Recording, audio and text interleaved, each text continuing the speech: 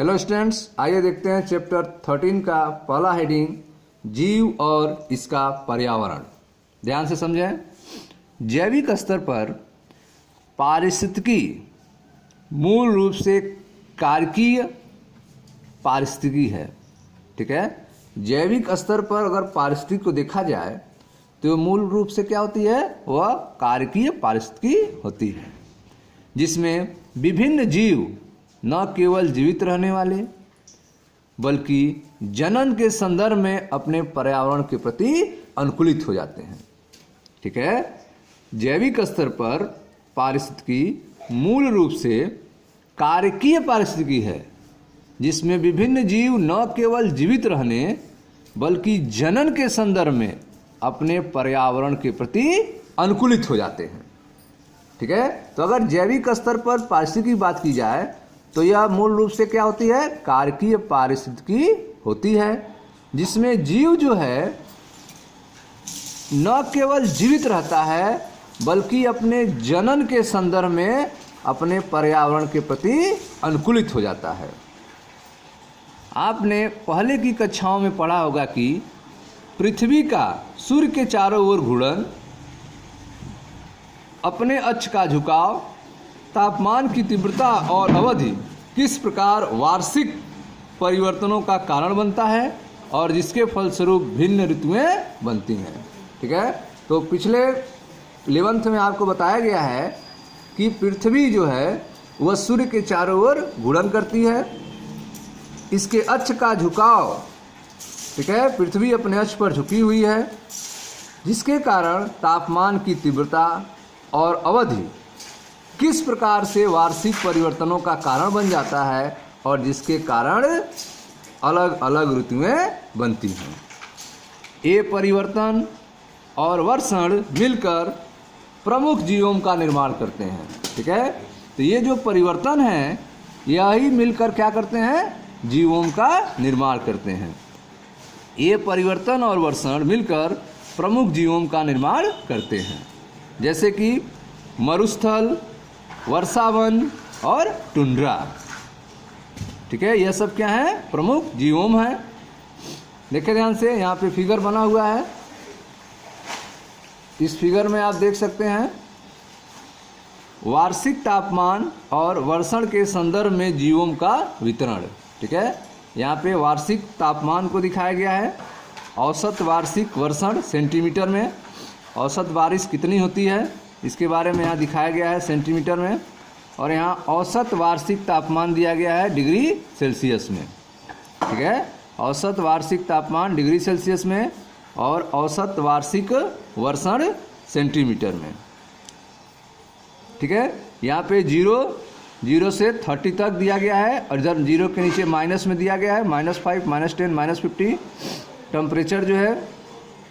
ठीक है, यहाँ पे टेम्परेचर हो गया, वार्षिक तापमान आप देख रहे हैं, और यहाँ पे बारिश दिया गया है औसत वार्षिक वर्षण के बारे में। ठीक है, कितनी सेंटीमीटर औसत बारिश हो रही है, तो यह 50, 100, 150 से लेकर 450 तक देख रहे हैं। ठीक है, अलग अलग एरिया आप देख रहे हैं बने हुए हैं इसमें।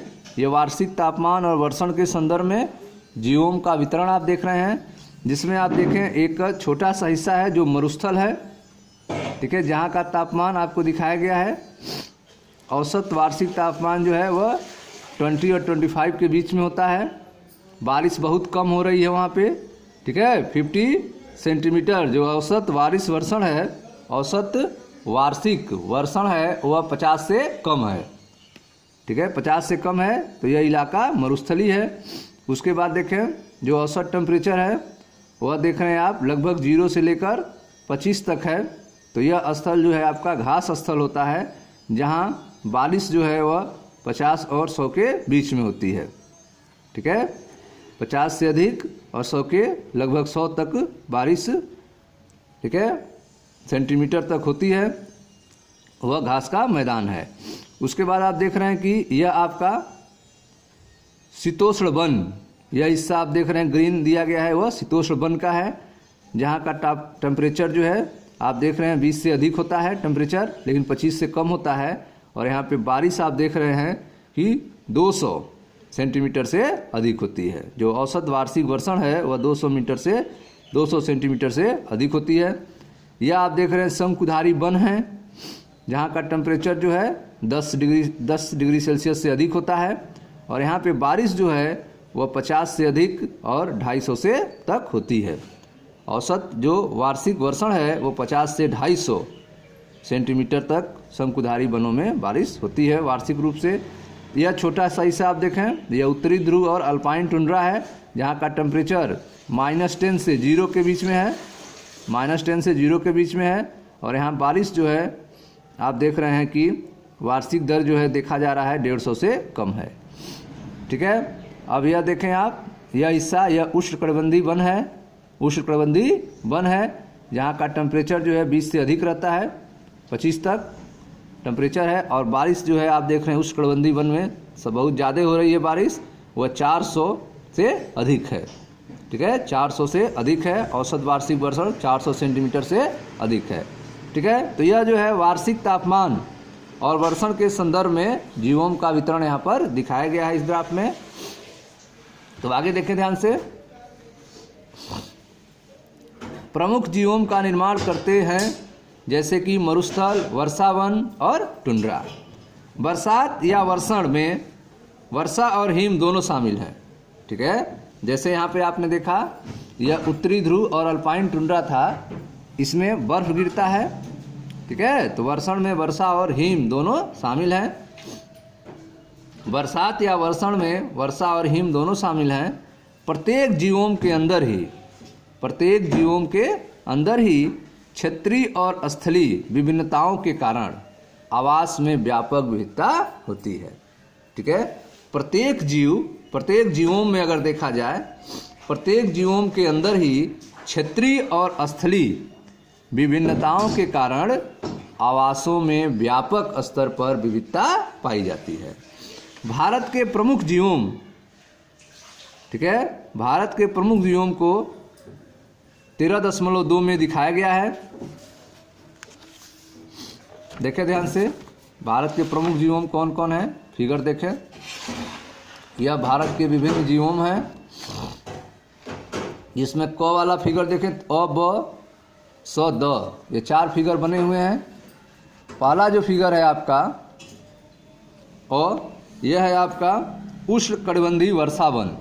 उष्णकटिबंधीय वर्षावन की यह स्थिति होती है। यह ब वाला फिगर जो है यह है आपका पर्णपाती वन। ब वाला फिगर क्या है, पर्णपाती वन है। ठीक है, तो यह पर्णपाती वन है।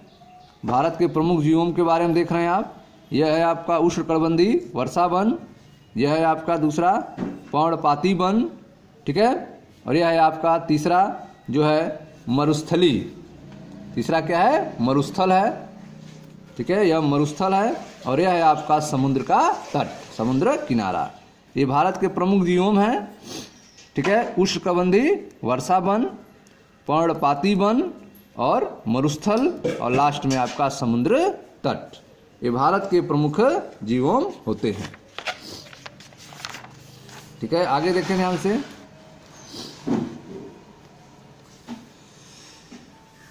पृथ्वी ग्रह पर जीवन न केवल थोड़े से अनुकूल आवासों में ही है।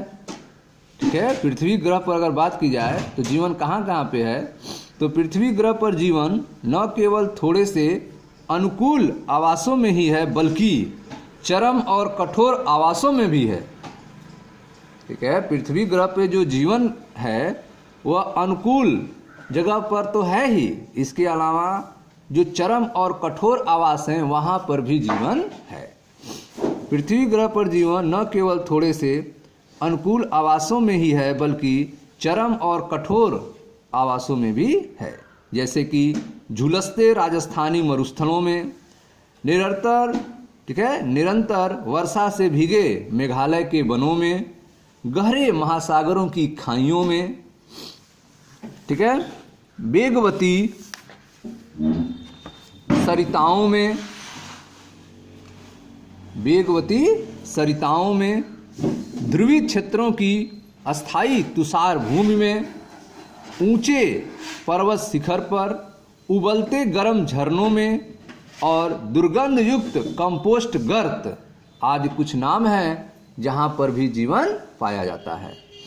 यहाँ तक कि हमारे आंत भी सूक्ष्म जीवों की हजारों जातियों का बेजोड़ आवास है। ठीक है, तो हमारे पेट में, हमारे इंटेस्टाइन में, आंत में भी सूक्ष्म जीव जो है वह हजारों जातियां सूक्ष्म जीव के पाए जाते हैं। ठीक है, विभिन्न आवासों की भौतिक और रासायनिक स्थितियों में इतनी अधिक विविधता के मुख्य तत्व क्या हैं? ठीक है, ये जो अलग अलग आवास हैं वहाँ के भौतिक और रासायनिक स्थितियों में इतनी अधिक विविधता के मुख्य तत्व क्या हैं, मेन एलिमेंट क्या है? ठीक है, तो विभिन्न आवासों की भौतिक और रासायनिक स्थितियों में इतनी अधिक विविधता के जो मुख्य तत्व हैं उनमें सबसे महत्वपूर्ण तत्व है तापमान, जल, प्रकाश और मृदा, मिट्टी। ठीक है, तो विभिन्न आवासों के भौतिक और रासायनिक स्थितियों में इतनी अधिक विविधता के मुख्य तत्व हैं तापमान, जल, प्रकाश और मृदा। ठीक है, हमें यह याद रखना जरूरी है कि भौतिक, रासायनिक, अजीवीय या अजैव, ठीक है, भौतिक रासायनिक घटक अपने आप में पूरी तरह से किसी जीव के आवास की विशेषता नहीं बताते हैं। ठीक है, जो भौतिक रासायनिक घटक हैं वह अपने आप में पूरी तरह से किसी जीव के आवास की विशेषता के बारे में नहीं बताते हैं। आवास में जीवीय घटक भी शामिल हैं। ठीक है, भौतिक रासायनिक के अलावा आवास में जीवीय बायोटिक घटक भी शामिल है, जैसे कि रोगजनक, पैथोजन, परजीवी, परभक्षी और तो स्टूडेंट्स आप देख रहे हैं कि यह याद रखना जरूरी है कि भौतिक रासायनिक घटक अपने आप में पूरी तरह से किसी जीव के आवास की, हैबिटेट की विशेषता नहीं बताते हैं। आवास में जीवी घटक भी शामिल हैं, जैसे कि रोगजनक, पैथोजन, परजीवी, परभक्षी और जीव के वे स्पर्धी, कॉम्पिटिटिव, जिनके साथ वह लगातार पारस्परिक क्रिया करता है। ठीक है, तो आप देख रहे हैं कि भौतिक रासायनिक घटक के अलावा आवास में जीवी घटक भी शामिल हैं, जैसे कि रोगजनक, परजीवी, परभक्षी और जीव के वे स्पर्धी जिनके साथ वह लगातार पारस्परिक क्रिया करता है। ठीक है, हम यह मानते हैं कि एक लंबे समय में प्राकृतिक वर्ण द्वारा, नेचुरल सिलेक्शन द्वारा अपने आवास में उत्तरजीविता और जनन को इष्टतम बनाने के लिए जीव में अनुकूलनों का विकास किया है। जीवों ने अनुकूलनों का विकास किया है। ठीक है, एक लंबे समय में प्राकृतिक वर्ण द्वारा, नेचुरल सिलेक्शन द्वारा अपने आवास में उत्तरजीविता, सर्वाइकल, अपने आवास में रहने की क्षमता और जनन को इष्टतम बनाने के लिए, बेस्ट बनाने के लिए जीवों ने अनुकूलनों का विकास किया है। ठीक है स्टूडेंट्स, अब जो है इसके सब टॉपिक के बारे में आपको पढ़ना है। प्रमुख अजैव कारक कौन कौन हैं? तो अजैव कारक में आपको तापमान, जल, प्रकाश और मृदा के बारे में बताया जाएगा। ठीक है, मिलते हैं नेक्स्ट वीडियो में। Thank you.